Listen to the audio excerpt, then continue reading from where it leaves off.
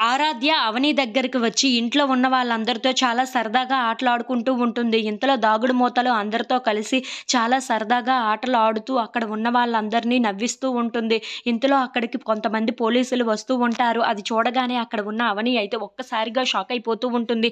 ఏంటి పోలీసులు ఇక్కడికి వస్తున్నారు అని చెప్పేసి అయితే అనుకుంటూ అక్కడ ఉన్న పోలీసులని చూస్తూ ఉండిపోతుంది. ఇంతలో అక్కడ ఉన్న ఆరాధ్య పోలీస్ ఆఫీసర్‌ని పట్టుకొని దొరికేశారు, దొరికేశారు అని చెప్పేసి అయితే తన కళ్ళగంతల్ని తీస్తూ ఉంటుంది.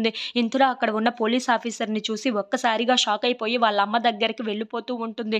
అక్కడ ఉన్న పోలీస్ ఆఫీసర్ "మీరు ఈ అమ్మాయిని కిడ్నాప్ చేసి తీసుకొని వచ్చారా?" అని చెప్పేసి అయితే అడుగుతూ ఉంటాడు. ఇంతలో అక్కడికి అక్షయ్ వస్తూ ఉంటాడు. అది చూడగానే అక్కడ ఉన్న అవని అయితే ఒక్కసారిగా షాక్ అయిపోయి అక్షయ్ వైపు అలా చూస్తూ ఉండిపోతుంది.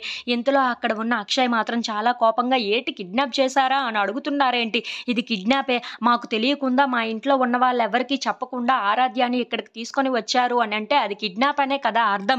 మళ్ళీ మీరెందుకు ఇలా అడుగుతున్నారు?" అని చెప్పేసి అయితే పోలీస్ ఆఫీసర్‌ని అడుగుతూ ఉంటాడు. ఆ మాటలు వినగానే అక్కడ ఉన్న అవని ఇంట్లో ఉన్న వాళ్ళందరూ అయితే ఒక్కసారిగా షాక్ అయిపోతూ ఉంటారు. ఇంతలో అక్కడ ఉన్న అక్షయ్ మాత్రం ఈవిడ్ని తీసుకొని వెళ్లి జైల్‌లో వేస్తే అప్పుడు అర్థమవుతుంది ఈవిడికి కన్న తండ్రి ప్రేమ ఎలా ఉంటుందో. వెళ్లి అక్కడ జైల్‌లో వేయండి అని చెప్పేసి అయితే అంటూ ఉంటాడు. ఆ మాటలు వినగానే ఇంట్లో ఉన్న వాళ్ళందరూ అయితే ఒక్కసారిగా షాక్ అయిపోయి అక్షయ్ వైపు అలా చూస్తూ ఉండిపోతారు.